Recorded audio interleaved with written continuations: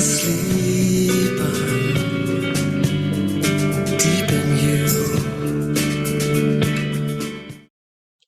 Okay, again, ladies and gentlemen, this is an older interview, 20 years plus, that was in my archives of DVDs, and it is not my interview. So it is not my views. It is just an old archive interview that I think has historical significance because these people aren't going to be around forever. So enjoy.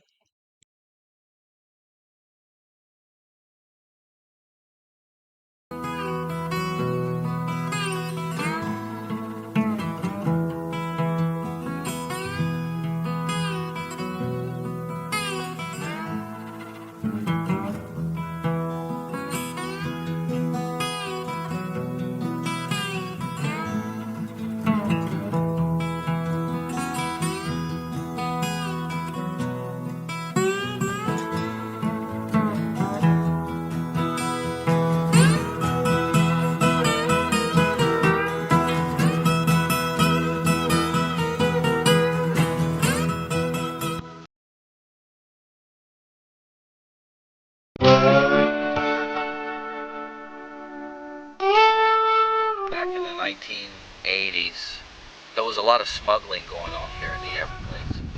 And I, kid growing up, I kind of got involved in that. I ended up pleading guilty to possession of 30,000 pounds of marijuana in 1991. And I spent 3 years in the federal prison. And while I was in prison, I did a lot of reading and studying and had a lot of time to think. Just before I went into prison, I went on one last trip out into the Everglades. We spent 5 days on swamp buggies way out in the outback. I just wanted to see it all one more time. And we're in a remote area.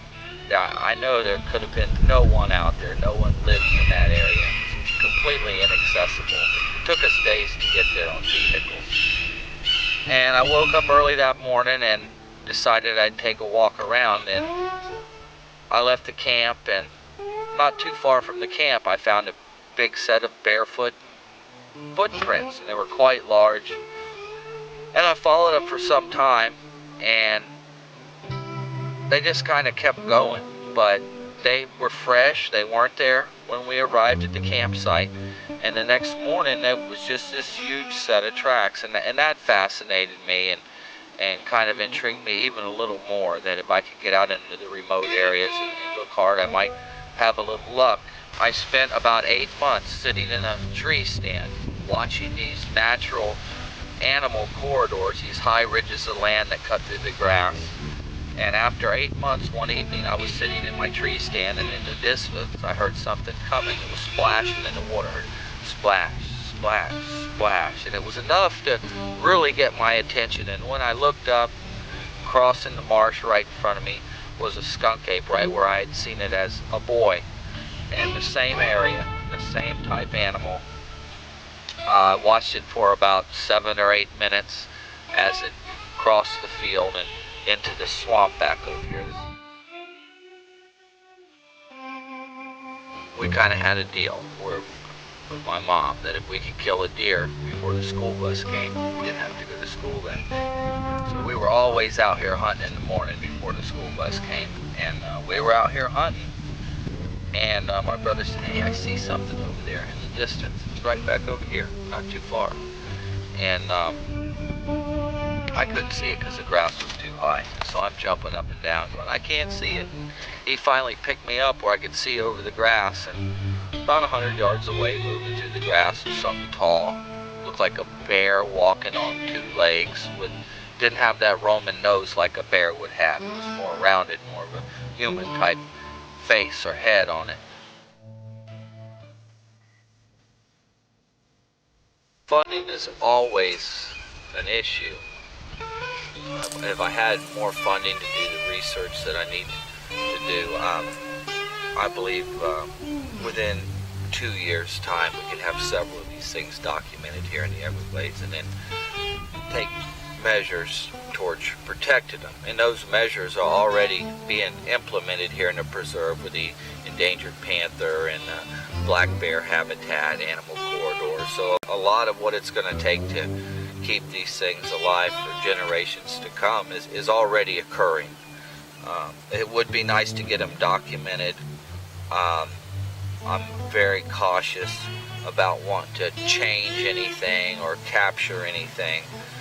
Some things are better left alone. I know when the panther research out here begun, that what they did was they tracked the few panthers that were remaining with dogs and treat them and tranquilize them in order to collar them for their research. And some of the panthers died, quite a few, and some aborted their kittens.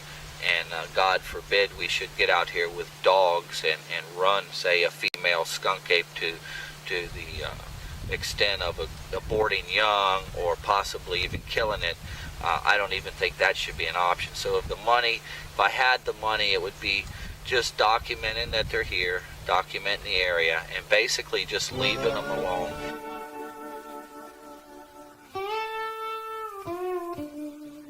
Well, in a traffic accident situation or collision, that would be fine with me. But to go out and purposely shoot one, number one, is illegal here in the national park to shoot anything that's not in season. Therefore, you can shoot wild pig, you can shoot deer, but you can't shoot bear. If they don't tell you you can shoot it, then it's not allowed. So shooting a Skunkape would be prohibited here in the Everglades.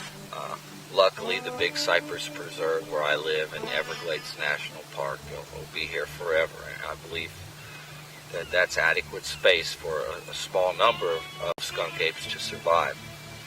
But the biggest problem I'm facing right now is access.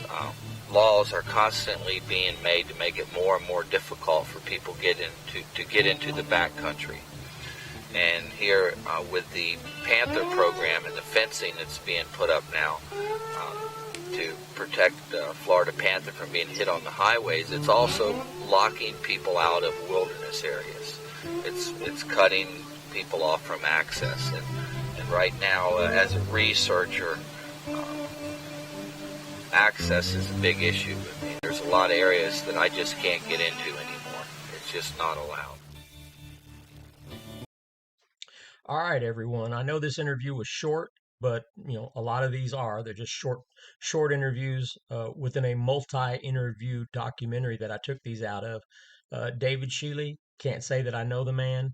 Not quite sure why John Johnson, the documentarian of this video interview, I'm not quite sure why he said those things at the beginning that he did. I don't know what his suspicions were.